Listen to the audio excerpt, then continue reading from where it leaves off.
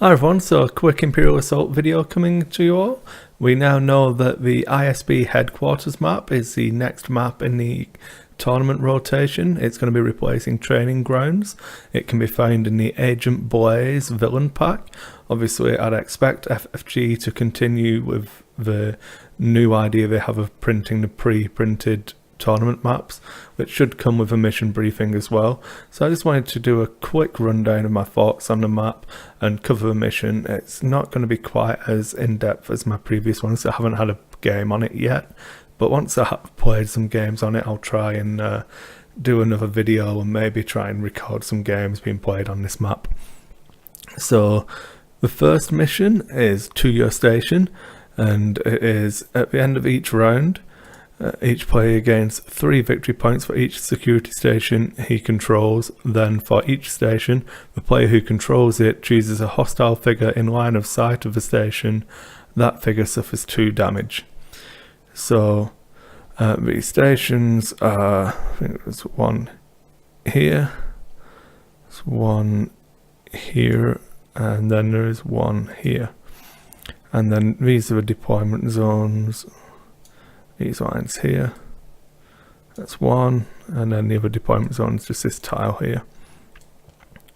So straight away you should notice that they're both 7, it's pretty balanced in that it's 7 squares from each position. So if you're deploying this one, 1, 2, 3, 4, 5, 6, 7, same again, this path here, this path here.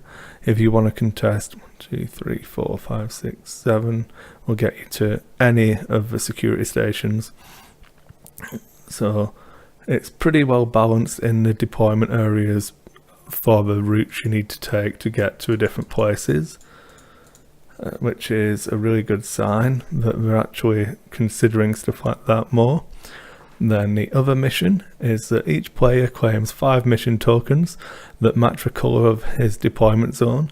These tokens represent holocams. Figures can attack holocams. They have health 4 and an inbuilt defense. At the end of each round, each player may place one of his holocams in a space adjacent to one of his figures. Then each player gains victory points equal to a number of hostile figures in line of sight of one or more of his holocams. So this one is interesting again. So you'll each have the 5 tokens. You deploy them next to a figure and then draw the lines of sight and score victory points. I've got a feeling that this is going to be the one that people struggle to get their heads around the most, because there's some good line of sight.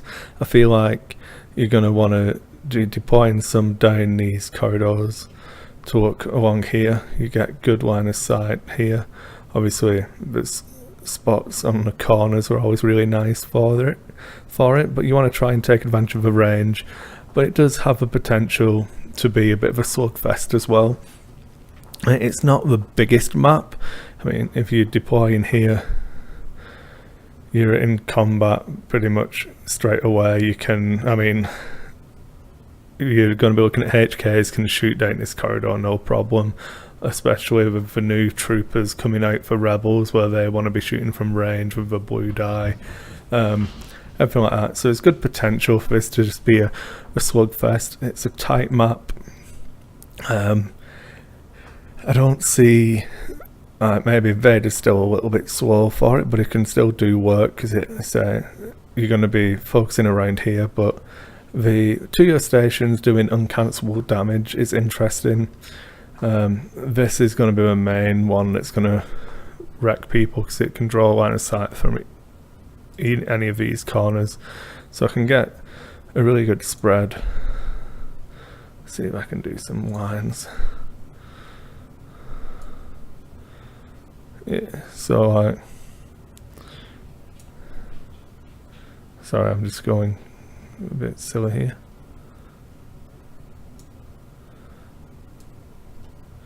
Oh yeah. So yeah, you can see all the way down there. You can go from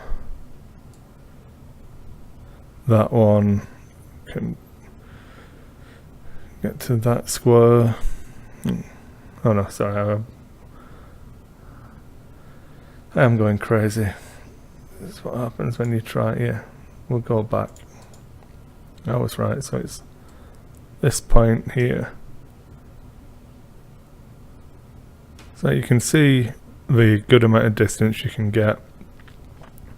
You don't want to be anywhere in that area. And then the same from this one. It covers all of that.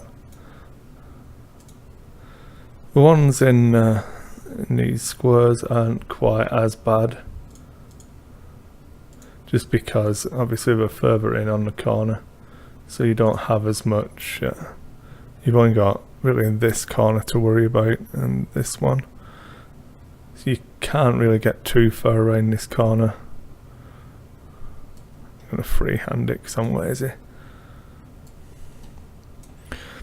So you're pretty safe in these areas down here in your deployment zones, but this one does cause a little bit of hassle for that uncountable damage. It's only 2 damage a turn, but if you're trying to fight over them, you normally send in little piddly stuff in.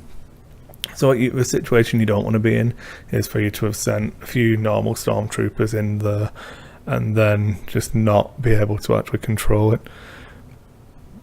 Terminals, where were they? So we have a terminal in this one, and we have a terminal here. So again, relatively easy to control, a nice 2 squares from here. This one's a little bit longer.